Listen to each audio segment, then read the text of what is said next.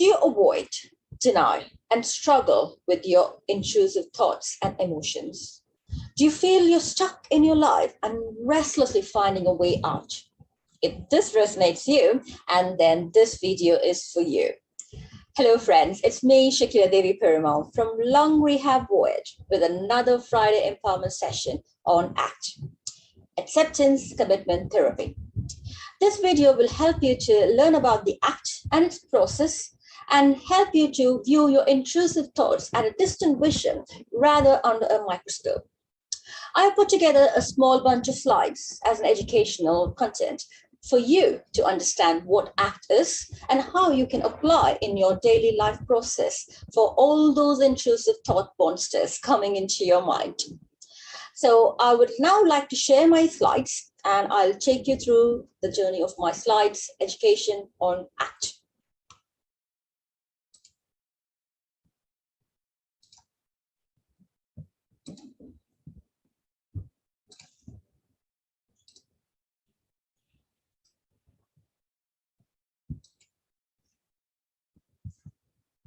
So, the acceptance and commitment therapy, as we are going to jump on, and I've given my introduction already.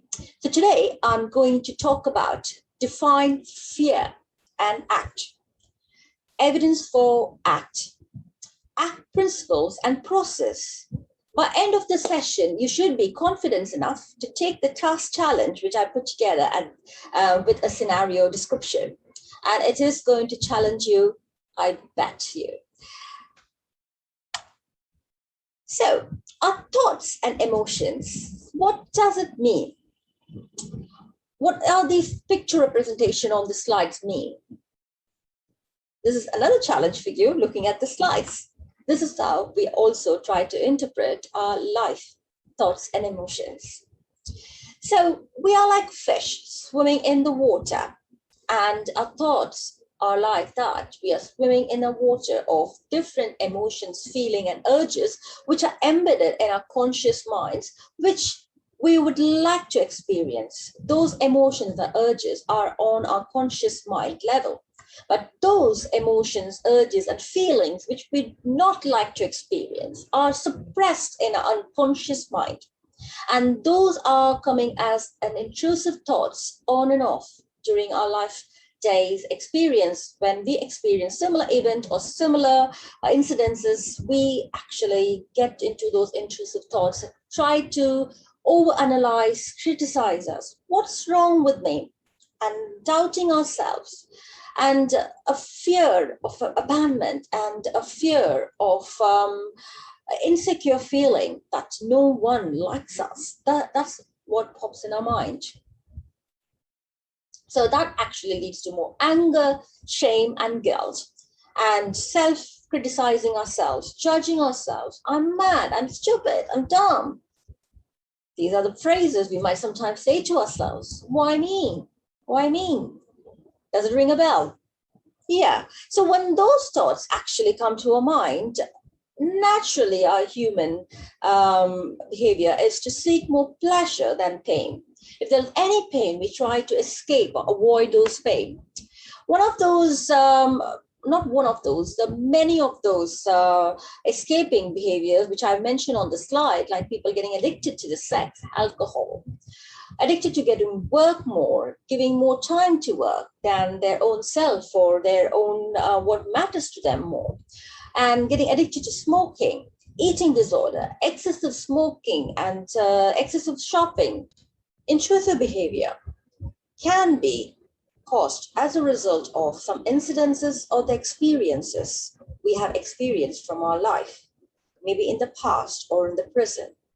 These can be, for example, the toxic behaviors we experience from our fellow people, like our family members, our colleagues at work, our friends, our peers, or social media, our culture, or, for example, even while passing by the road by another fellow people. As a result of that, our mind experiences those toxic behaviors as emotional, painful emotional feelings, and that comes as an intrusive thoughts, pops up every minute, when we experience similar incidences in our lifetime.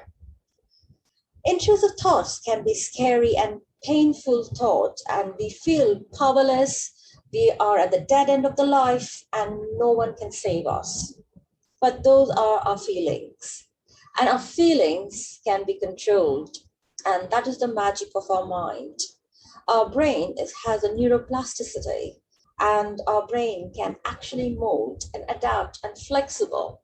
It is our feelings which we actually feel, and we get stuck with those feelings, and that makes our psychological inflexibility. So where is the key? The key is the way we actually interpret and stop overanalyzing the situation. So why I say this? Because the term fear, what we do is we get fused with your thoughts and we overanalyze our thoughts and experiences. As a result, we give labels to ourselves as not good enough, or boring, or not capable, or you cannot reach that goal. So those kind of thoughts just building up in our mind, that creates a repression inside our self-esteem. We suppress ourselves and view our self-image as very low compared to the other people surrounding us. And so, hence, we avoid those experiences of interacting with the same people who cause those incidences, or similar people we meet in our future life, to avoid those experiences. Because as human, we seek pleasure, aren't we? We seek pleasure. We don't want pain. We actually crave pain as a bad event or a bad feeling or experience. Although we might be aware, no pain, no gain. So that is what we are doing. We try to avoid the experiences, and we construct a barrier or a network around us that those experiences or those kind of people are bad. Yeah. And we also go a step ahead and give a reason for those behaviors, what we exhibit, like withdrawing ourselves, and we justify that withdrawal because as human, again, we want to give some work for rationalizing our behavior. So that is what we are doing. So how we can escape from this? That's where the ACT plays a role, the acceptance commitment therapy. So we actually go through each of the letter, what it stands for, and it has its own meaning, why it stands there. So acceptance is the willingness to open up to yourself, your true self, and think about those intrusive thoughts and feelings without labeling it or without overanalyzing it, which is going to give you a bad impression, and you might actually be not right in your judgment, although the situation might be different. And that is going to cause you more stress. So that's what we don't want to do it. So in ACT therapy, your therapist or yourself, you can work yourself if you're not working with your therapist, accept or more willing to get to know about yourself and accept that sufferings or the intrusive thoughts are a natural process of your life. And get committed. C stands for commitment. Get committed very mindfully with your values in your life. What I mean by that, who's important in your life? What are your values? Values here doesn't mean goals. Those are different. Values are the guiding principles that lead you to the direction of reaching your goal in time. Values is not time bound, but will help you to reach your goals in time. So what I mean by this, for example, if you want to set up a charity, a trust charity, in 5 years, you put a time for this, that is your goal. In 5 years, you want to establish a trust, charity trust. And your value behind that goal is you're trying to help people. Whatever the charity might relate to, it can be related to some disease, it can be related to some homelessness, it can be related to, it can be different, but that's a value, helping other people in suffering. So that's a good value, isn't it? So you are clear a bit, I believe, what are your values is you have to define those values, and that will give you a direction towards what you can reach and how you can reach. So that is very important. Value in life needs to have a bigger clarity, greater clarity, and that is what your therapist is going to work with you, make you committed to your values, and give you some clarity or realization of visualizing the direction towards reaching those goals. And finally, the T stands for taking action, behavior change. That's very important. That's what ACT does. So it's a bit more clearer. The two main things is willingness and mindfulness to take an action. It is not the other forms of talking therapies. It is not talking therapy. It is not going to talk to you and make you realize that you made a mistake. It's going to help you to accept your mistakes, accept your feelings of intrusive thoughts, and move forward in life with a clarity in your values. That's all it does to your life, giving a meaningful life for the existence in the world. So let's actually appreciate who have given this ACT to us. ACT is founded by Stephen Ace, an American clinical psychologist born 12th of August, 1948. And he founded ACT in mid-1990 with his colleagues Craig and Kelly, and later joined by other colleagues named like Ross Harris. And he also coined the term clinical behavior analysis. And he had given a lot to us. He had authored 44 books and 600 articles, which is a resource for people who are coming up in the field of ACT, and also to the public, where they can realize the values and benefits of ACT, which gives to them. And in 1992, he had been applauded or honored as the highest impact psychologist in the world. So he had achieved a lot, and he had given to the world a lot for his meaningful life. And so for the past 30 years, over 200 randomized trials confirms effectiveness of ACT in many mental health disorders, not only mental health disorders, and also other chronic forms of disease. And few of them I mentioned in the slide here for you, like post-traumatic stress disorders, PTSD, obsessive compulsive disorder, OCD, and chronic pain. Chronic pain is related to different conditions, people with respiratory disorders, people with musculoskeletal disorders, people with neurological disorders, all experience chronic pain, and diabetes, substance abuse, and more. So the ACT principles, it's mainly the framework is rooted into the relational framework theory. Something new popping up. What is relational framework theory, RFT? So let's get rooted into what it is. So the relational framework theory, what all it means is our brain actually forms relations and links to other language, what we speak or what others speak, and the words, how the words are used or expressed. And that is interpreted into our thoughts and the way why we feel what we feel. So that's very simple and easy. And you can see, for example, I've just put two examples here. So if you say, look at this phrase here on the slide, you are beautiful.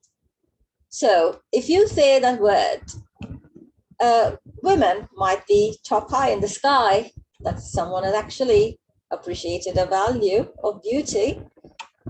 But if that phrase is addressed to a man, you might be confused. isn't it? You might not relate the beauty to his appearance. What we relate a man to be beautiful, he's handsome. If you say to a man, you're handsome, he can relate the concept.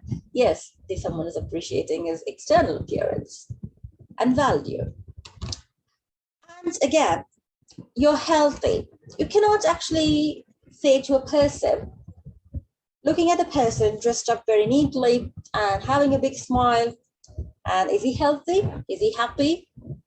Do we know how much you consume the portion of food? Is he consuming a nutritional food? Or is he having a good hydration? Or is he having a good habit of physical activity? Or is he having a good amount of sleep? We don't know anything at all. But this phrase, if you utter to a person, you're healthy, they feel that, oh, people think that you're healthy, and that what goes into his mind is healthy, but maybe he's struggling with some disorders. So let's actually explore more how we communicate and interpret. And this slide now gives you a more concept that the conflict, which we all are familiar, and it is a part and parcel of everyone's life, conflict in personal life at some point in time, or many points in time, and professional life. One saying, I'm not taking the ownership, and the other saying, yeah, I'm not taking the responsibility. Yeah, that comes into conflict. So both sides actually believe in what they are saying and have a strong viewpoint. But conflict as a whole is not a bad thing. It is a very good thing where positive resolutions or change can be brought up, as things are meant to be changed. So language and communication is a key where this conflict or disagreement turns out into a positive agreement and a peaceful resolution. And both parties should engage authentically and more engaged towards a positive resolution focus rather than going through their own emotional, intrusive thoughts and feelings and having no regards for other feelings. So that's where it comes, the act therapy comes in to realize individual their own intrusive thoughts and engage in a better way. So when those conflicts come, our mind automatically goes into a mode of psychological inflexibility. We conceptualize the labels given to us. You're not good enough. You're not this. You're not that. And we tangle in those cognitive fusion, tangling of those intrusive thoughts, and as a result, the feelings. And we try to avoid those kind of people. We try to move away from the situation. And we always think about the past and the future, where the past is gone and the future is a probability.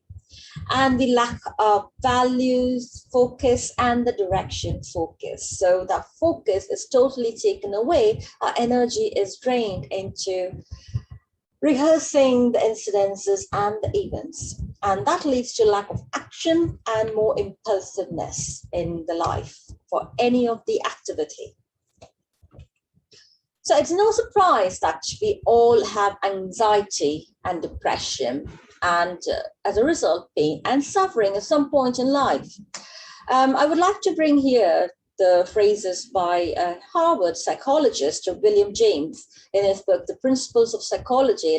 He confirms that after the age of 30, all human behaviors are autopiloted. Like we all have a repeated pattern as we are learning through all those previous 30 years of our lives, from our environment, from our family, from our culture, and every other thing. So what does ACT actually bring into our life to change a life into meaningful life? So it brings in psychological flexibility. And how? It is by the sixth process as listed in this slide. So ACT actually gives a different view of ourselves, imagining ourselves in terms of context. So giving some observation to the thoughts, giving some space for the thoughts to occupy in our mind, expressing some gratitude towards the space given for those thoughts, rather than struggling against those thoughts. And diffusing those intrusive thoughts, detangle from the thoughts and look at away from the thoughts, okay, at a distance, rather than being in that situation. Because those intrusive thoughts are those which have happened before. It is not happening at the moment or in the present living. So it is also not about the future. It's not going to happen. There is no probability of happening. So it is all our imagination clouded with our overanalyzing and critical self defeating thoughts. So we have to be diffusing, and you'll be given some tools from your therapist to diffuse your thoughts.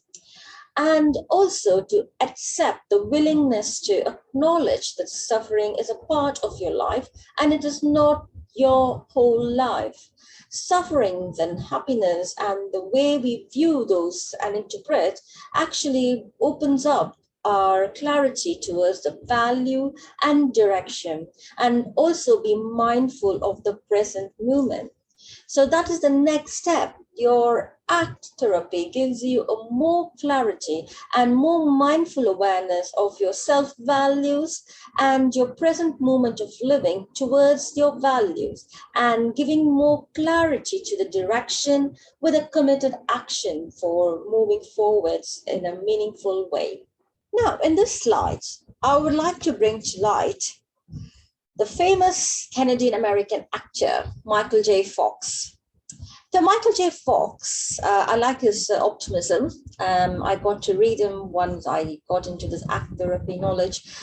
So he's a famous Canadian American actor diagnosed with Parkinson's at the age of 29 in 1991, but he had revealed his disease of Parkinson's only in the year of 2000, and by launching a Parkinson Foundation. But he had contributed to a lot of films and comedy roles and everything. But he had approached with the difficulty of Parkinson's, those activities with optimism, and he had also contributed some humor, made people to laugh.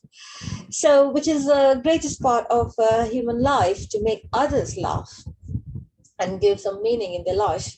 So I like this phrase from him: acceptance doesn't mean resignation. It means understanding that something is what it is, and there got to be a way through it. So you can learn more about Michael J. Fox in the link below here if you're interested to know about his life story. But this phrase actually catches me a lot, which is very true. Acceptance of what happened is happened, and those feelings are going to come into your mind on and off. And you have the switch or the key, whatever you want to give the term to switch it off at any time and move forward in a life which gives you more meaning and direction. So life is full of choices and sacrifices. So you have no control what thoughts knocks at your mind, but you have control over how long you entertain those thoughts to create a meaningful life. So now we have come to an end of this session. I hope that you enjoyed the journey of the previous slides, knowing more about ACT and the process of ACT. As I promised at the earlier part of this slide, this is a slide which is actually showing you the task challenge.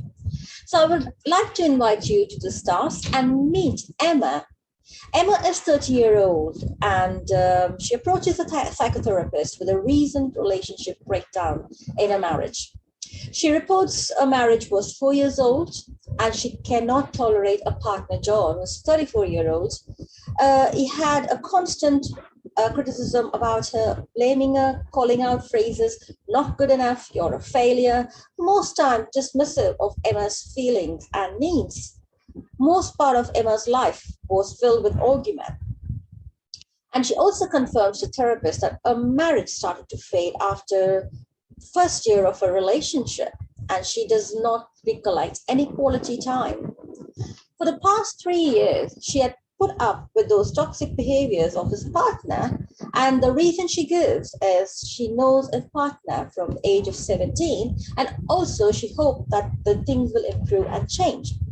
So recently, she opened up with a trusted friend about a situation, and a friend advises her to leave the relation and find a new life. But poor Emma, still battling with the thoughts of not good enough to start a new relationship. Now she has reached a saturation point, battling with the thoughts, and she had approached a psychotherapist. What would you suggest for Emma? That's your task challenge.